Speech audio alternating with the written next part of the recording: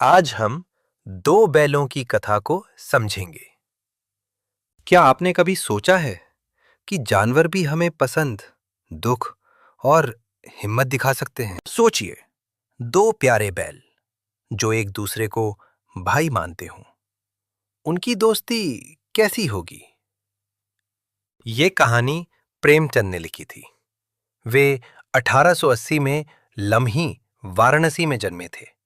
इनका असली नाम धनपत राय था। उन्होंने सरकारी नौकरी छोड़ी, स्वाधीनता आंदोलन से जुड़ने के बाद पूरा समय लेखन को दिया। प्रेमचंद की भाषा सरल और लोगों के बीच की रहती थी।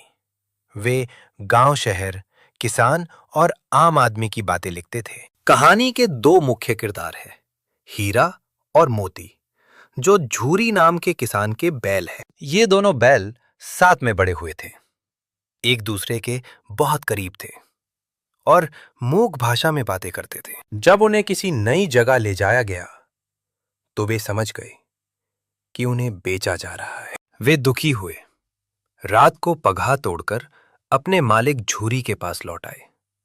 आधे पगहे लटके हुए थे और पैरों पर कीचड़ था। झूरी उन्हें देखकर बहुत खुश हुआ, पर उसकी पत्नी गुस्सा कर गई और उन्हें सूखा भूसा खिलाने का आदेश दिया। फिर गया नाम का आदमी उन्हें दोबारा लेकर गया। वहां उनका अपमान बढ़ा और भूख भी। गया ने डंडे भी मारे, हीरा सह गया, पर मोती गुस्से में आया और भागने की कोशिश की। हीरा ने मोती को समझाया कि हमारी जाति का धर्म मारना पीटना नहीं है। इस तरह प्रेमचंद ने करुणा और सहनशीलता दिखाई। एक छोटी अनाथ लड़की चुपके से उन्हें रोटियां खिलाती रही। उसी प्यार ने उन्हें हिम्मत दी। फिर बैलों ने भागने की योजना बनाई, पर उन्होंने लड़की की सुरक्षा पहले सोची, क्योंकि वो भी उनके लिए प्रिय थी। जब लड़की ने चिल्लाकर कहा कि बैल भाग रहे हैं, तो वे दौड़े और गांव छोड़कर दूर निकल गए। रास्ते में एक विशाल सांड ने उन पर हमला किया। दोनों ने मिलकर सांड से लड़ाई की और उसे घायल कर दिया। बाद में वे पकड़े गए और कांजी हाउस में बंद कर दिए गए।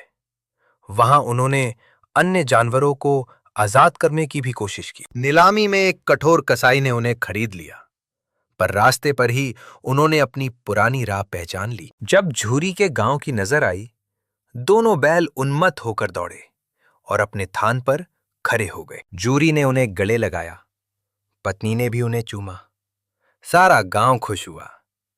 कहानी यही भाव भर देती है। तो क्या सीखे हम इस कहानी से? सबसे पहले, दोस्ती और वफादारी बहुत ताकतवर होती है। दूसरा, आजादी और सम्मान आसानी से नहीं मिलते, इसके लिए लगातार संघर्ष करना पड़ता है। तीसरा, पशु भी भावनाएं रखते हैं, उन्हें केवल काम का सामान मत समझो, उनसे करुणा रखो। चलो जल्दी से याद करें।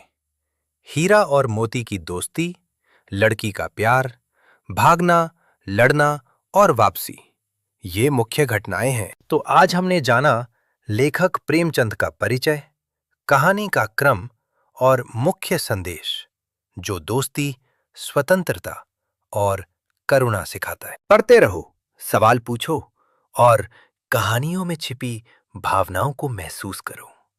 इससे आपका समझ मजबूत होगा। अगर आप और कहानियां पढ़ना चाहते हो तो एड्यूरेफ पर और भी रोचक पाठ मिलेंगे।